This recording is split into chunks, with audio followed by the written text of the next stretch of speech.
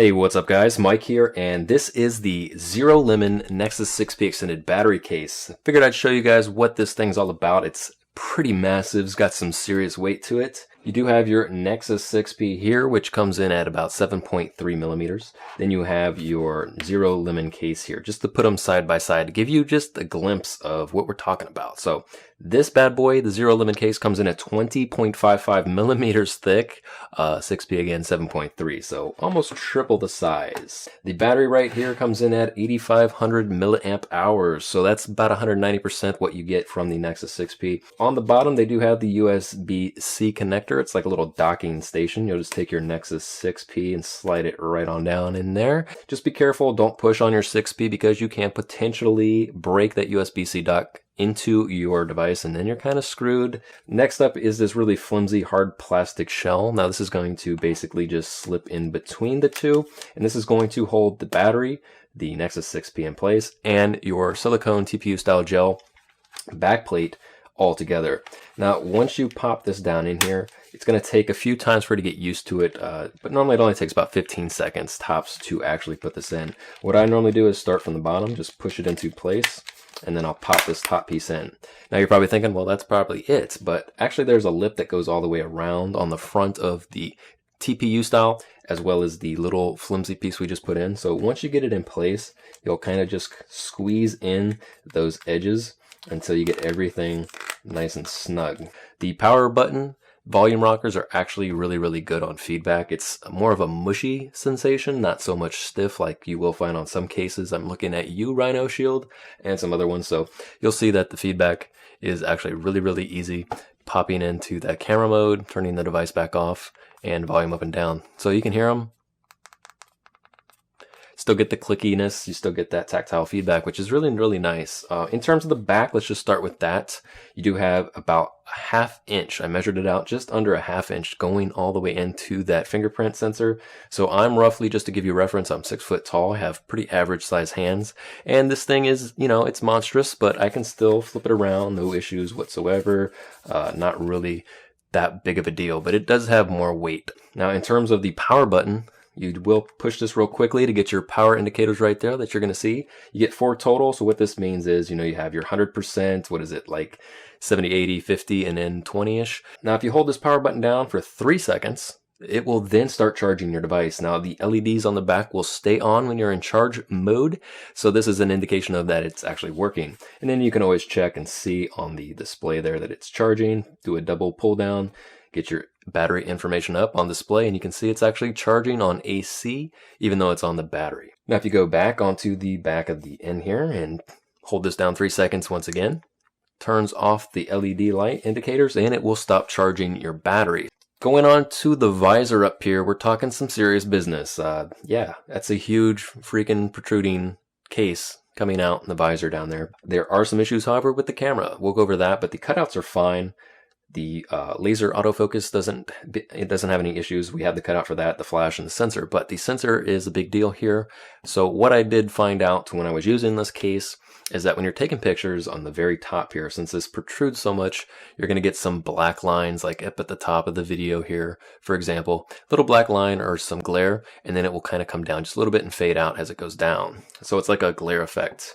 And that will depend on if you're taking a horizontal or a vertical shot. It will go into the top as always. So big negative there. They do have a cutout right here for your microphone, but it's not the best. You have to actually like take a little paper clip or something and kind of push in there a little bit better to clear that out. You do have some ZeroLemon branding down here with their little lemon logo. Now the design on this little latch right here, this little flap, is actually really brilliant. It does have a little notch both on the plastic TPU and then also on the top end of the flap. So if you push this up, it's going to snap into place. It's not just going to flap freely.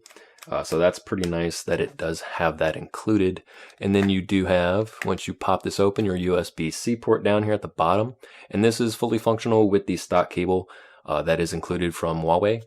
Okay, so if you are going to, let's say, charge your device, what you do is you open up this little port down here and you put your Huawei cable in, or whichever cable you may have available, and this will eventually start charging. Now, the priority to this is that it will actually charge your device first, and it will show up here charging on AC. And then once your 6P is topped off, it will then start charging the battery pack within the ZeroLemon. Now, some negatives on this is that on the battery back and on some of the information that you'll find, it actually states that you can still quick charge the phone through the power process, the charging process through here.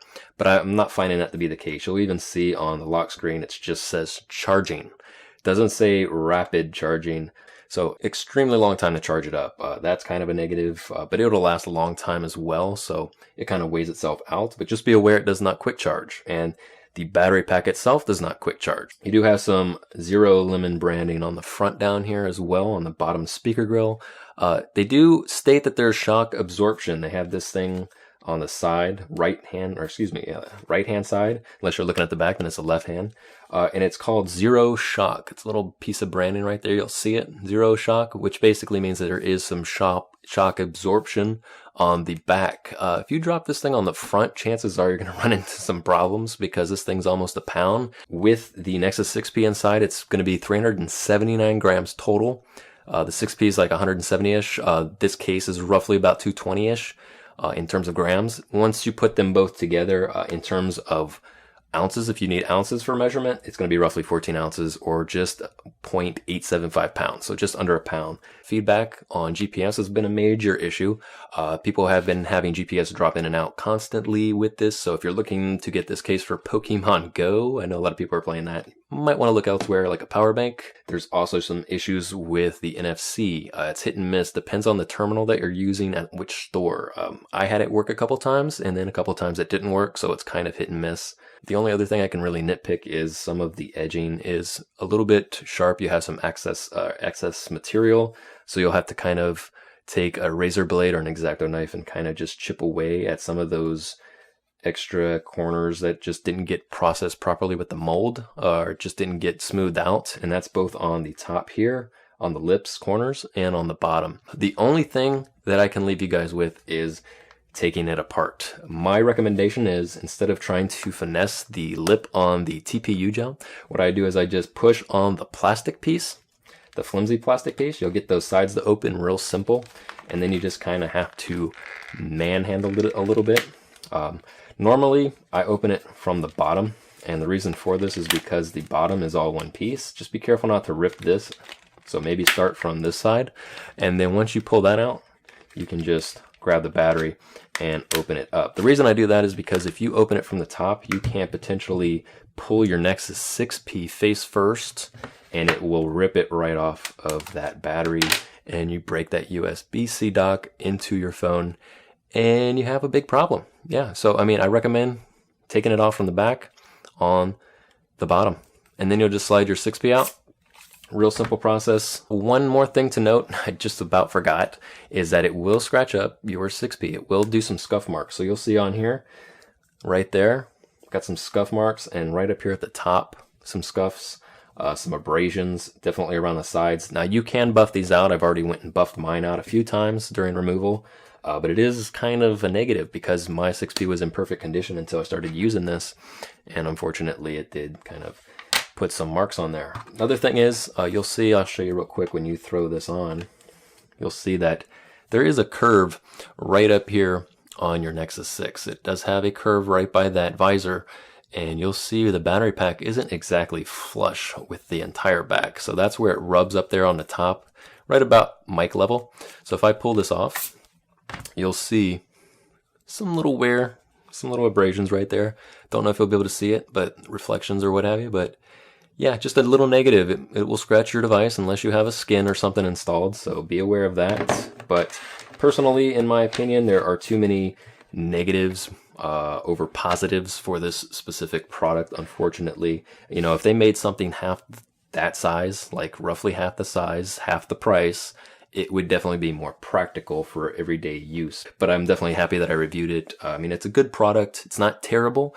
It's only for a specific group or a specific mindset. If you're going on long trips, if you're doing a lot of hiking, camping, that sort of thing, or if you're in a job position where you can't get to a outlet and charge, or you can't use a power brick or carry that around with you, this may be practical. But that pretty much sums it up, guys. If you have any questions or you want to leave any comments, definitely leave them down in the comment section below. Definitely hit that like button if you enjoyed this video, found it informational, and hit the subscribe button on my channel if you want to support me in my future videos, reviews, ROM reviews, what have you. And that pretty much sums it up. Hope you enjoyed it, like I said. And as always, I'll catch you guys in the next video.